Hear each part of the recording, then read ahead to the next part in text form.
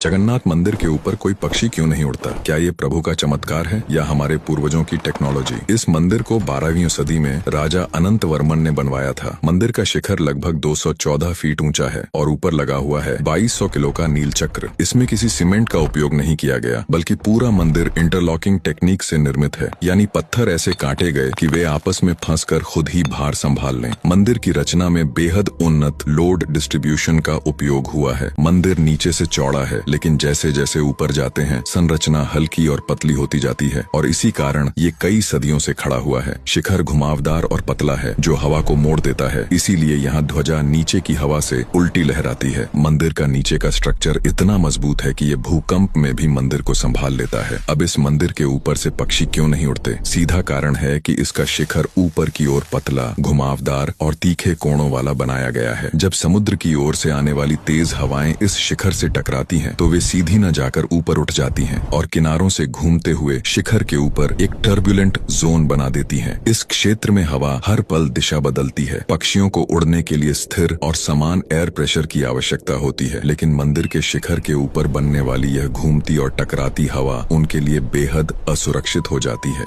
जगन्नाथ मंदिर के ऊपर कोई पक्षी क्यों नहीं उड़ता? क्या ये प्रभु का चमत्कार है या हमारे पूर्वजों की टेक्नोलॉजी? इस मंदिर को 12वीं सदी में राजा अनंत वर्मन ने बनवाया था। मंदिर का शिखर लगभग 214 फीट ऊंचा है और ऊपर लगा हुआ है 2200 किलो का नील चक्र। इसमें किसी सीमेंट का उपयोग नहीं किया गया, बल्कि पूरा मंदिर इंटरलॉकिंग टेक्निक से निर्मित है, यानी पत्थर ऐसे काटे गए कि वे आपस में फंसकर खुद ही भार संभाल लें। मंदिर की रचना में बेहद उन्नत लोड डिस्ट्रीब्यूशन का उपयोग हुआ है। मंदिर नीचे से चौड़ा है, लेकिन जैसे जैसे ऊपर जाते हैं संरचना हल्की और पतली होती जाती है और इसी कारण ये कई सदियों से खड़ा हुआ है। शिखर घुमावदार और पतला है जो हवा को मोड़ देता है, इसीलिए यहाँ ध्वजा नीचे की हवा से उल्टी लहराती है। मंदिर का नीचे का स्ट्रक्चर इतना मजबूत है कि ये भूकंप में भी मंदिर को संभाल लेता है। अब इस मंदिर के ऊपर से पक्षी क्यों नहीं उड़ते? सीधा कारण है कि इसका शिखर ऊपर की ओर पतला, घुमावदार और तीखे कोणों वाला बनाया गया है। जब समुद्र की ओर से आने वाली तेज हवाएं इस शिखर से टकराती हैं, तो वे सीधी न जाकर ऊपर उठ जाती हैं और किनारों से घूमते हुए शिखर के ऊपर एक टर्बुलेंट जोन बना देती हैं। इस क्षेत्र में हवा हर पल दिशा बदलती है। पक्षियों को उड़ने के लिए स्थिर और समान एयर प्रेशर की आवश्यकता होती है, लेकिन मंदिर के शिखर के ऊपर बनने वाली यह घूमती और टकराती हवा उनके लिए बेहद असुरक्षित हो जाती है।